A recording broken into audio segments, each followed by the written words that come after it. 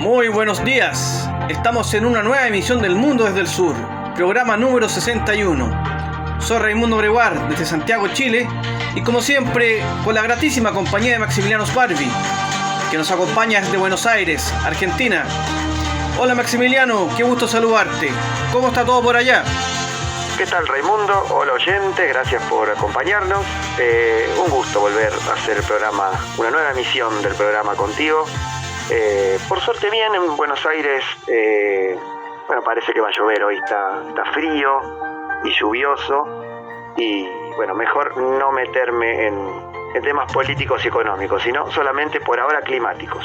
Sí, acá afortunadamente... todo? ¿Sí? No, ¿qué tal todo por allá en Santiago? Acá justamente te contaba que por suerte llovió el viernes, así que estamos contentos. Todavía estamos con déficit, pero por lo menos ya cayó agua, se acumuló nieve en la cordillera y algo ayuda para la crisis hídrica. Claro, sí, que lleva más de una década, ¿no? Sí, mucho tiempo. Estamos mal, digamos. El cambio climático se nota mucho acá. Sí, en todo el mundo está afectando, en mayor o menor medida. Sí, ¿no? En todas partes sufren por el cambio climático y también por otras cosas que tienen que ver con los asuntos internacionales, ¿no? Claro. Por ejemplo, yo voy a empezar con algo que ocurrió en África. Ajá. Voy a hablar de la cumbre de la CEDEAO, cumbre, no cumbre extraordinaria, la número 61 en la historia de este organismo de integración, que se realizó el 3 de julio en Accra, capital de Ghana. Sí, la CEDEAO es la Comunidad Económica de África Occidental. Sí, Comunidad Económica de Estados del África Occidental para ser, digamos, el nombre exacto, pero es eso justamente, lo que dice Maximiliano está correcto. Sí. Bueno, se analizó la situación de los 3 países que integran este bloque y que en los últimos meses y años han estado ahí por los golpes militares que ocurrieron. Nos referimos a Malí, Burkina Faso y Guinea. Tenemos, yo diría que, supongo, buenas noticias. Bien. En Malí, debido a los progresos, básicamente una nueva ley electoral y que la Junta Militar anunció el retorno al orden constitucional para marzo del 2024, por esto la CEDEAO hizo un levantamiento parcial de las sanciones. Es decir, el cierre de fronteras, el congelamiento de bienes y la suspensión de intercambios comerciales y financieros ya no corren. Lo único que se mantiene son las sanciones financieras contra los miembros de la Junta Militar y el hecho de que Malí sigue suspendido de la CEDEAO. Claro. Bueno, es una medida de alivio para el asediado Malí. Sí, hace poco salió un sondeo en Malí en el cual el 65% de la población quería que se levantaran las sanciones. Y claro. Sí, porque les afecta su vida también cotidiana. Claro. No solamente a la dictadura, sino también a la vida cotidiana. Me parece razonable que se sancione las finanzas de los que realizaron el golpe y no a toda la población. Claro. Burkina Faso se le había dicho la última vez que lo iban a sancionar, cosa que nunca se concretó y ahora se borra eso y debido a que el mediador para Burkina Faso, Mahamadou Issoufou, expresidente de Níger, logró que los golpistas bajaran el periodo de la transición de 3 a 2 años y que además los militares aseguraran que el retorno al poder de los civiles se va a concretar el 1 de julio del 2024, entonces ya no hay ningún tipo de sanción, salvo una. Sigue suspendida de la CEDEAO. Claro. Bien. ¿Y con Guinea? No habrá sanciones y se dio una prórroga de un mes debido a que recién nombraron al mediador, que es Thomas Boni Yayi, expresidente de Benín. Por último, también se anunció el nuevo presidente en ejercicio de la CEDEAO, que será el actual mandatario de Guinea-Bissau, Umaru Sissoco Embalo. Bien. Perfecto, bien. Bueno, yo ya no puedo seguir tapando el sol con la mano. No me quise referir a la situación política y económica argentina, pero llegó el momento. Renunció el ministro de Economía Martín Guzmán, fue reemplazado por la ministra Silvina Batakis, cercana a la vicepresidenta Cristina Fernández.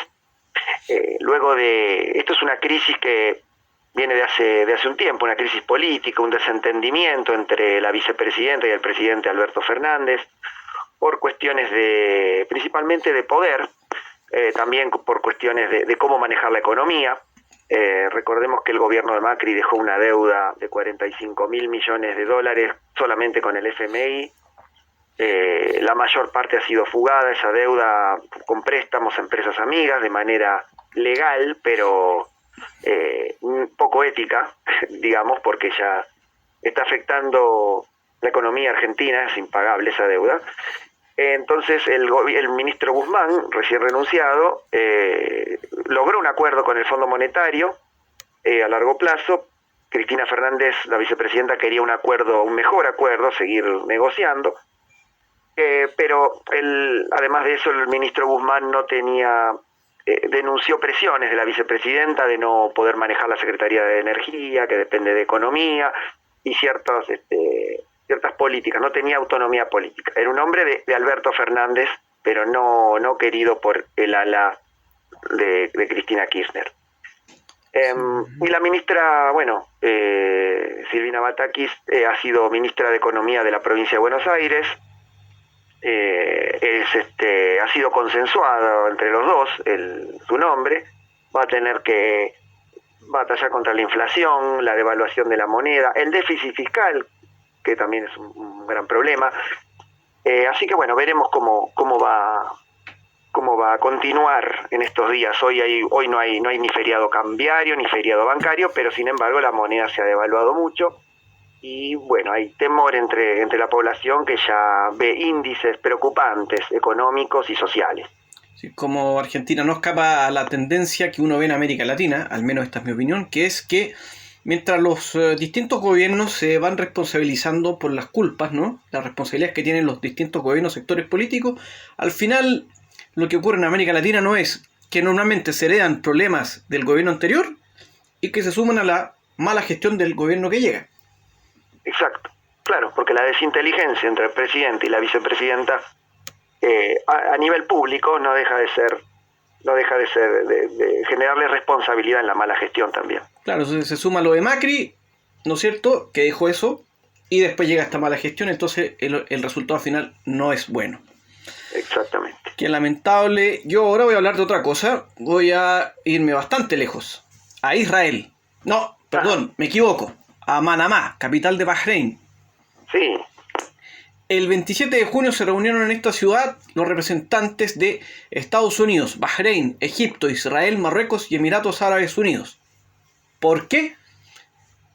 Fue la segunda instancia, la segunda cumbre del Foro de Negev, creado este año. Negev porque la primera, este grupo se fundó justamente en Negev, Israel. El objetivo de esta reunión o cumbre era entregar el acuerdo marco del foro. Específicamente los objetivos y los métodos de funcionamiento de sus 4 ejes estructurales. ¿Ya? Y lo principal, destacaría acá, es que va a haber una reunión anual de ministros de Relaciones Exteriores, y este será el cuerpo de gobierno de este foro más importante. ¿Ya? Y están además, ya se dieron a conocer los grupos de trabajo, que van a ser energías limpias, educación y coexistencia, alimentos y seguridad del agua, salud, seguridad regional y turismo. Por último, una declaración que suena muy bien, pero hay que ver si se concreta. Establecieron que este foro tiene que servir para encontrar una solución duradera, justa y pacífica para el conflicto palestino-israelí. Yo creo que eso es lo más difícil de cumplir, ¿no? La cuestión climática, seguridad, salud, todo eso puede ser, pero lo de Palestina no creo que Israel, en una posición dominante y con el apoyo que tiene de Estados Unidos, vaya a ceder demasiado, ¿no? No sé qué opinas. Sí, estoy de acuerdo, y justamente creo que ese es el motivo por el cual vamos a juzgar al Foro de Negev. Si logran establecer un avance en este tema, vamos a festejar el nacimiento de este foro. Si se va a mantener lo mismo de siempre, vamos a decir que es una especie de puesta en escena y nada más. Claro, coincido, es así. Bueno, yo vuelvo a África, o sea que vos estuviste por África. Qué bueno. Sí, nos gusta mucho África y no lo disimulamos. Se descubrió en Uganda 31 millones de toneladas de oro. Es un récord, el descubrimiento récord de oro de la historia. Wow, wow. Según la agencia Reuters, refinadas serían neto, digamos, peso neto, serían 320.000 toneladas por un valor de 13 billones de dólares. Una cifra descomunal. No, increíble. Sí, Uganda ya es exportador de oro. En 2019 y 2020 exportó oro por 1.900 millones de dólares a Emiratos Árabes Unidos, por 1.400 millones a Corea del Sur y por 28 millones de dólares a Hong Kong. Este descubrimiento, si bien, bueno, es una buena noticia para Uganda principalmente, no es una buena noticia para los que buscan un valor refugio ante la inestabilidad de las monedas, ante la inestabilidad económica mundial por la guerra, por la salida de la pandemia, porque al haber mucha más cantidad en el mercado, el valor va a bajar. Entonces ya no es una moneda de refugio o un valor de refugio tan importante. Sí, Así que, bueno, de todas maneras es un descubrimiento que igual le va a ayudar a la economía. Uganda es un país pobre. Por supuesto, claro, sí, va a ayudarla y bueno, va a permitir la exportación de oro justo en este momento que Europa le estaba comprando, les estaba debatiendo si comprarle o no oro a Rusia como hace habitualmente, le compró oro a Rusia, todavía el oro de Uganda hay que extraerlo, es un descubrimiento que es a mediano plazo que se va a poder comenzar a extraer y a vender, ¿no? Y a exportar.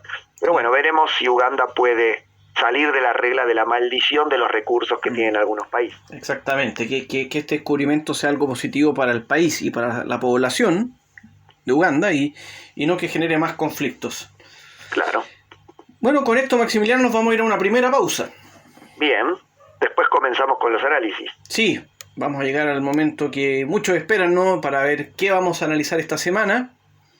Exacto, ¿qué tenés para esta semana? Algo muy actual, que tiene que ver con las tendencias migratorias que se están desarrollando en América. Bien, perfecto, interesante, después de la pausa lo analizás. Exactamente, ya volvemos.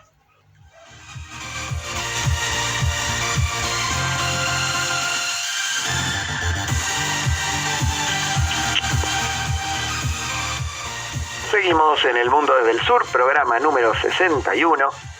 Bueno, veremos lo que nos adelantó Raimundo, a ver de qué se tratan las migraciones en América Latina, ¿no? Es en América en general. América en general. Sí, yo me voy a enfocar más en América Latina, pero es en América y voy a tratar de ser lo más breve posible porque hay muchas cifras, muchas tendencias. Es un informe que publicó la Organización Internacional para las Migraciones, IOM, por sus siglas en inglés, ¿no? En primer lugar, aclaran que hay vínculos profundos e históricos, además de políticos, sociales y económicos entre los países de la región, ¿ya? Y eso genera que exista este fenómeno migratorio en la región. Sí. Esto se profundiza además por las desigualdades socioeconómicas internas en los países y también intrarregionales. Por último, se agregan otras variables que son la inestabilidad política, la inseguridad y la violencia que hay en algunos países. Y finalmente, desastres naturales, el cambio climático, aunque van ligados estos dos, y el COVID-19. Claro. ¿Qué ha pasado durante esto? Esto es un informe que se entrega ahora, pero corresponde al año pasado, obviamente, con algunos datos de este año, y expresa que ha habido restricciones en la movilidad por el COVID-19, y esto ha traído consecuencias socioeconómicas, y todo esto finalmente ha derivado en que se generen nuevos patrones de movilidad, lo cual implica que se aceleren algunos desafíos, ¿ya? Se aceleren, digamos, o se enfatice ciertos desafíos, y que además se generen otros desafíos nuevos para la gobernabilidad del tema migratorio en la región. Claro. Esto tiene que ver, por ejemplo, con que los flujos migratorios se han frenado con medidas políticas, como por ejemplo imponer visas o establecer controles migratorios sanitarios. La pregunta que muchos se hacen, ¿qué tan sanitarios son estos controles fronterizos que se están imponiendo? ¿Son realmente para el tema del COVID o son también para frenar los flujos migratorios? Sí, es verdad, es una pregunta atinada, claro. Sí, una pregunta que muchos se hacen. Ahora voy a dar unas cifras que entrega este informe, que son de la ONU, estas cifras, pero que van en el informe, que corresponden a mediados del 2020. En aquel entonces, el 26% del total mundial de los migrantes del mundo vivía en América, equivalentes a 73,5 millones de personas, equivalentes al mismo tiempo al 7,2% de la población mundial. Es mucho, sí. Sí, o sea, el total de la región es el doble de la media a nivel mundial. Claro.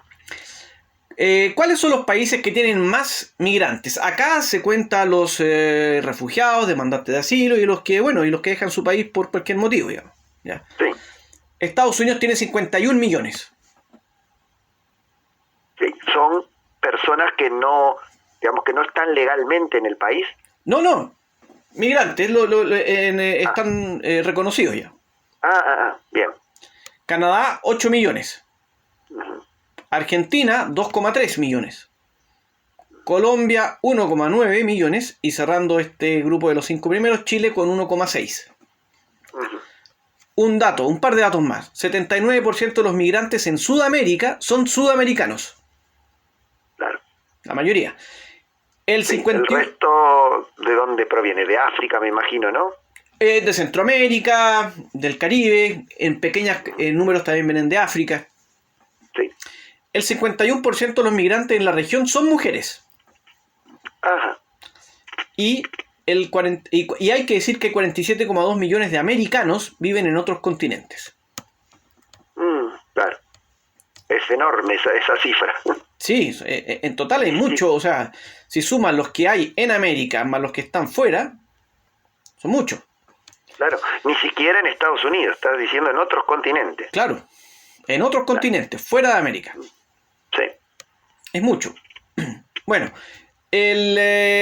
vamos a hablar de un tema que es muy triste, pero hay que mencionarlo, que es la letalidad, la cantidad de muertes que hay. La IOM hizo una proyección para el 2021 y estimó en 1.248 personas muertas en las rutas migratorias, un 57% más que en 2020. Y en los primeros 4 meses del presente año ya van 279 fallecidos. El 78% de las personas que mueren son hombres y el 22% mujeres. Y el 5% del total son menores de edad, niños. Son cifras algo imprecisas, pues no toda la información está tabulada y categorizada, porque muchas veces, lamentablemente, ni siquiera se puede establecer el sexo de las personas de los cuerpos que se encuentran. Claro. Y algo que es terrible. Entre el 2014 y el 2020 hubo cerca de 3.000 muertes en el borde terrestre de Estados Unidos y México. ¿Cuántas? ¿2.000? 3.000. Es muchísimo. Sí, es mucho. Y es el número más grande en todo el mundo de un borde terrestre. Claro, porque no se cuenta el Mediterráneo. Claro. Pero sí es alto. Claro, aquí es solo el borde terrestre, no cuentan los bordes marítimos. Claro. Para terminar, voy a dar algunas cifras. Quiero enfocarme primero en Venezuela, que es la mayor crisis migratoria que hay en la región. Sí. Datos de mayo del presente año. Hay 5,08, casi 5 millones y 100 mil millones de migrantes venezolanos en América Latina y el Caribe. Uh-huh. Es decir, el 82% de los migrantes venezolanos se quedan en esta región. Sí. Además, hay que decir que en total hay sumando los refugiados y demandantes de asilos, hay 6,13 millones de venezolanos en el mundo. Claro. Fuera de su país, digamos. Sí. Y me imagino, me imagino que en los últimos 10 años habrá sido la mayor ola migratoria de Venezuela. Sí, empieza, no recuerdo bien, pero empieza por el 2015, por ahí, 2016. El 60% además de los venezolanos que viven fuera del país lo hacen en Colombia, Ecuador y Perú. Y 924.416 refugiados y migrantes venezolanos viven en Centroamérica, Norteamérica y el Caribe. Claro. Son cifras, la verdad, bastante... Sí, alarmantes. Sí. Voy a dar un poquito más de cifra. En Sudamérica hay cerca de 10.900.000 migrantes. Y la mayor cantidad viene de Venezuela, 4.100.000, seguido por Colombia con 1.330.000, Paraguay 750.000. Y los que concentran más inmigrantes, como dije antes, Argentina 2,2 millones, Colombia 1,9, Chile 1,6, Venezuela 1,3. O sea, Venezuela recibe muchos y también muchos venezolanos se van. Claro, me imagino que en Venezuela la mayoría de los migrantes deben ser colombianos, por lo que tengo entendido, ¿no? Muchos colombianos, porque Colombia de hecho tiene 3 emigrantes, que son los que dejan su país. Claro. Venezuela tiene 5,4 y Colombia 3. En Centroamérica, los países que generan más emigrantes son El Salvador con 1.600.000, Guatemala 1.400.000 y Honduras casi 1 millón. Uh-huh. Y después debe venir Haití, supongo. En el Caribe está Haití, que suma casi 1.800.000, seguido por Cuba, que tiene también casi 1.800.000, y República Dominicana, con casi también 1.700.000. Son cifras muy altas. Jamaica, 1.100.000. Claro. Y en Norteamérica, México tiene 11 millones de migrantes. En su territorio. No, son los que dejan su país. Los que dejan, claro. Estados Unidos 3 millones dejan su país, Canadá 1.300.000, pero Canadá acoge a 8 millones, Estados Unidos a 51 millones y México acoge a casi 1.200.000. Sí. Están nombrando cifras muy altas de migrantes, pero no incluyen, ¿no? Corregime si me equivoco, no incluye a los migrantes internos. Por ejemplo, creo que Colombia tiene, no sé si una cifra de 7 u 8 millones de desplazados internos. No, claro, efectivamente, estas son las cifras de los que dejan los países y no los desplazados internos, que son muchos. Claro. Un poquito más de Venezuela. Ahí, yo mencionaba lo de Colombia, que acoge a 1,8 millones, Perú 1,3, Ecuador tiene 514.000, Chile 448.000 y Brasil 345.000, lo cual demuestra el alcance de este fenómeno. Así que, en fin, yo quería presentar estos datos. Por último, a ver una cosa más, para no extenderme mucho. Los países que reciben más remesas desde otros países, digamos, por los habitantes que dejan su país y mandan remesas. Sí. Pero lo voy a indicar por el porcentaje del Producto Interno Bruto. Ajá. O sea, la plata que mandan estas personas a sus países, en El Salvador representa el 26,4% del PIB del país. En Honduras 25,5%, Jamaica 24%, Haití 20%, Guatemala 18%, Nicaragua 15,1%, República Dominicana 11,3%, Dominicana 10,2%, Belice 7,8% y San Vicente de las Granadinas 7%. Acá demuestra al otro lado la migración, que nos enfocamos muchas veces, y está bien, en los dramas, pero también esta gente deja su país y después se convierte en un sustento muy importante para su país de origen y para su familia. Claro. Sí. Cifras, bueno, muy interesantes. Las cifras reflejan un drama impresionante, social, económico, en la región, pero bueno, no dejan de sorprenderme porque no me imaginaba que fuesen tan altas las cifras. Sí, hay mucho movimiento, hay millones y millones que se mueven y la mayoría lo hace en la región. Claro. Bueno, muy interesante el informe que nos aclara un poco el panorama de la región, incluyendo también, bueno, Estados Unidos y Canadá. Y bueno, nos tenés acostumbrados a esta clase de informes interesantes, que las cifras que nos hacen, nos producen que podamos reflexionar y elaborar alguna conclusión sobre todo esto. Exactamente, tal cual dices. Así que ahora nos vamos a descansar un pequeño rato, porque nos vamos a una nueva pausa y después volveremos con el tercer y último bloque. Claro, tenemos un análisis que es sobre qué sucedió en la cumbre de la OTAN de la semana pasada y cómo influye esto en el futuro geopolítico del mundo. Muy interesante, lo veremos a la vuelta de la pausa. Adelante.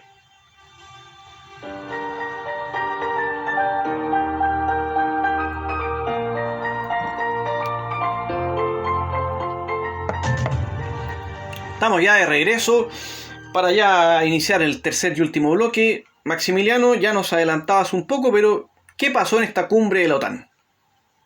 Bueno, esta cumbre que se llevó a cabo en Madrid se centró principalmente en Rusia, ¿no? En la guerra de Ucrania, en demonizar a Rusia como era esperable, pero también por primera vez la OTAN incluyó en su documento final a China. Nunca había mencionado a China como un rival a mediano y largo plazo.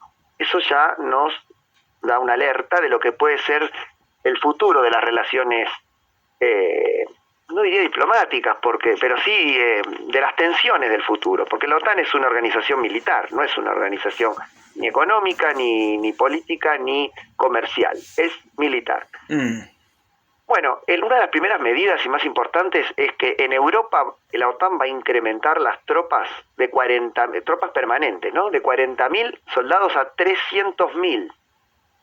Y va a reforzar la base que tiene en España, en la isla de Rota, que es una base naval, la base que tiene en Alemania. También va a abrir una nueva base en Polonia y una nueva base en Rumania para alojar esas tropas y para custodiar Europa del Este. Ya la OTAN se está preparando por si llega a haber una guerra a gran escala con Rusia, cosa que supongo que no va a suceder, pero la OTAN antes de la invasión de Ucrania no estaba bien, la salud de la OTAN no era buena. Se llegó a decir Donald Trump, el presidente anterior de Estados Unidos, llegó a decir que la OTAN tenía muerte cerebral. Lo mismo el actual secretario Jens Stoltenberg también decía que estaba en una gran crisis la OTAN. O sea, con esta invasión... el conflicto ruso-Ucrania en el fondo fue lo que los unió. Exactamente, lo unió, los potenció, los revitalizó, pero de una manera, diría, poco saludable, porque está siguiendo la agenda de Estados Unidos y del Reino Unido, no tanto la agenda de la Unión Europea. Ahora vamos a ver por qué. Bueno, se estableció el plazo de 2029, plazo máximo para aumentar el gasto militar al 2% del PBI de cada país, excepto Reino Unido, que dijo que va a aumentar a 2,5%, ¿no? Para el gasto militar. Se apoyó a España explícitamente la soberanía de Ceuta y Melilla en el diferendo que tiene con Marruecos, los dos enclaves españoles. Lo de China, como lo dije antes, textualmente en el documento dice que China es un rival a mediano y largo plazo y además el ascenso de China está cambiando el equilibrio de poder mundial, lo dijo de manera negativa Jens Stoltenberg, el presidente, el secretario general de la OTAN, ¿no? También el tema está siguiendo la agenda de Estados Unidos de apoyo a Taiwán, de contención a China en el Pacífico, y además de que dice que China se está expandiendo, la expansión, el ascenso militar de China, como hemos visto la semana pasada con una base en Camboya, como analizaste vos, su presencia en las Islas Salomón, islas artificiales que tiene en el Pacífico. Este documento o esta reunión no se mencionó que también China está respondiendo al asedio de Estados Unidos con los grupos como AUKUS o como Quad, que son grupos antichinos, especialmente geopolíticamente antichinos, ¿no? Eso no se mencionó, pero bueno, yo creo que es peligroso que se mencione a China como un rival, porque ya se está planeando algún tipo de enfrentamiento. Yo creo que eso es como un poco el huevo o la gallina, que es primero, Claro. Pero efectivamente, yo lo que veo es que efectivamente hay una disputa geopolítica y ahí ninguno es un santo, y cada país o bloque vela por sus intereses, y por lo mismo cada cual va a plantear que el otro es el Satanás, ¿no es cierto? El responsable de todos los males, y siempre ha pasado, ¿no? Sí, pero lo curioso y lo importante es que es la primera vez que se menciona a China como rival. Ya diplomáticamente lo mencionan, lo hacen en un informe, por lo tanto esto ya adquiere otro nivel. Claro. Por ejemplo, la cumbre de la OTAN de Lisboa de 2010, China era mencionado, pero no como rival, y Estados Unidos era considerado un socio estratégico. ¿Cómo cambiaron las cosas? Ya no es un socio estratégico. Rusia es la madre de todos los males. Otra cosa importante que sucedió es la postura de Turquía, el juego que hizo Turquía dentro de la OTAN. Sabemos que puso trabas para incorporar a Suecia y a Finlandia. Sí. Y entre esas trabas, se sabía que esas trabas lo hacía para negociar algún tema. Y uno de los temas es que Suecia y Finlandia cambien sus leyes de extradición para poder extraditar a Turquía a los militantes del PKK y del YPG, que son las guerrillas kurdas en Turquía, el PKK, el Partido de los Trabajadores, y también los YPG, que son sus aliados en Siria, los kurdos de Siria. Y también a los militantes de Fethullah Gülen, que es, ¿te acordás que es el líder político opositor de Turquía, que con apoyo de Estados Unidos en 2015 creo, o 2016, no recuerdo ahora, planeó un golpe contra el actual presidente Recep Tayyip Erdogan, y entonces está demonizado y según Turquía hay militantes principalmente en Suecia.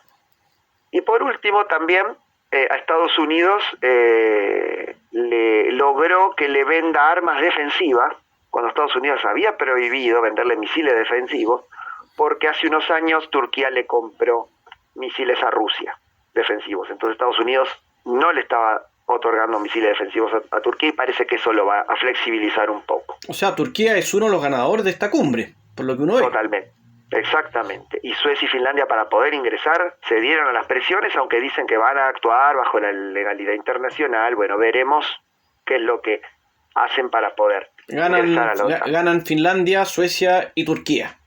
Exactamente. Y gana Estados Unidos porque se aumenta de 40.000 a 300.000 la capacidad militar. Exacto.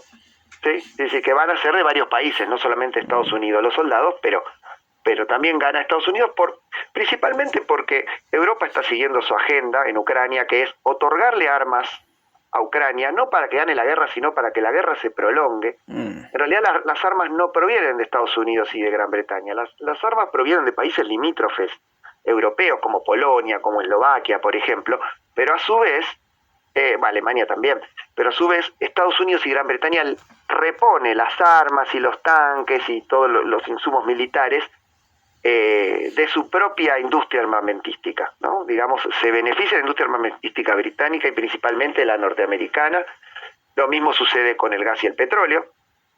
Estados Unidos y Gran Bretaña, las empresas están vendiéndole más gas y más petróleo a la Unión Europea por la crisis, ¿no? Las sanciones que tiene Rusia, que no le pueden comprar más gas a Rusia.